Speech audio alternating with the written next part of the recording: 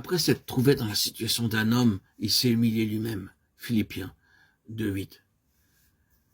Le Seigneur Jésus-Christ vint sur la terre comme une petite pierre et il ne vint pas avec la pompe d'un roi terrestre. Il vint comme un homme et pourtant sans péché. Même aujourd'hui, ses disciples sont peu nombreux, mais il établit son royaume à travers eux. Ceux qui ont reçu la parole de Dieu, bien qu'ils soient très simples, n'auront aucune crainte, mais leur cœur sera rempli d'une paix et d'une joie parfaite. Ils peuvent voir par la foi le royaume de Dieu établi. Leurs yeux sont sur le royaume. C'est le secret de leur paix et de leur joie. L'or parle de la gloire de ce monde. L'argent parle de la richesse terrestre. Les reins parlent de la sagesse mondaine et le fer de la puissance humaine. Nous trouvons ces quatre choses dans tout cœur humain. L'amour pour la gloire, la richesse, la sagesse et la puissance terrestre. Mais aucune de ces choses ne durera pour l'éternité. Un jour, elles seront complètement détruites.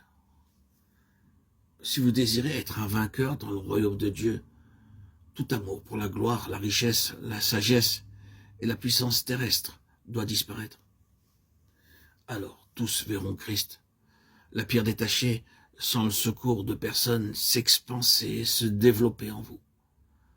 Vous désirerez que la vie de Christ vous remplisse et que vos yeux soient constamment dirigés sur les choses éternelles. Vous désirerez alors que votre travail produise des résultats éternels.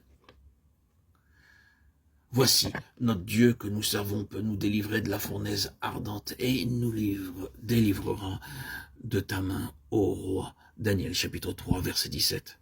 Le roi Nebuchadnezzar reconnut que le Dieu de Daniel est le Dieu des dieux et le Seigneur des rois. Verset 47, chapitre 3. Il ne voulut pas accepter le Dieu vivant comme son Dieu.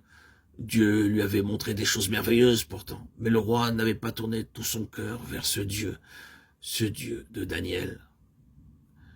Ainsi, le roi, dans sa cécité, fit faire une grande et haute statue le représentant et demandant au peuple de l'adorer. Les trois jeunes hommes refusèrent. Ils étaient déterminés à ne pas se prosterner devant une statue, et ceci à tout prix. Dieu a toujours préparé quelques hommes à travers les âges pour vaincre et être ses collaborateurs. De tels hommes sont souvent peu nombreux. Mais lorsqu'ils ont été pleinement préparés, Dieu les utilise pour vaincre l'ennemi et confondre tous ses stratagèmes. Remarquez l'arrogance des paroles de Nebuchadnezzar, verset 15. Quel est le Dieu qui vous délivrera de ma main? Quelles étaient sa folie et sa cécité. Pauvre roi, que de noms. Les trois jeunes hommes demeurèrent calmes malgré la menace de les jeter dans la fournaise ardente. Voyez la sagesse de leur réponse. Ils dirent, « Oh, Nebuchadnezzar, il n'est pas besoin de te répondre à ce sujet. »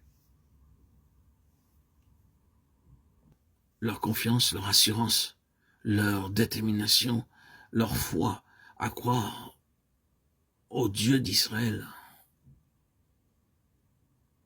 ne nécessitait aucune réponse à un pauvre roi que de nom, aveugle et sourd à la puissance de Dieu révélée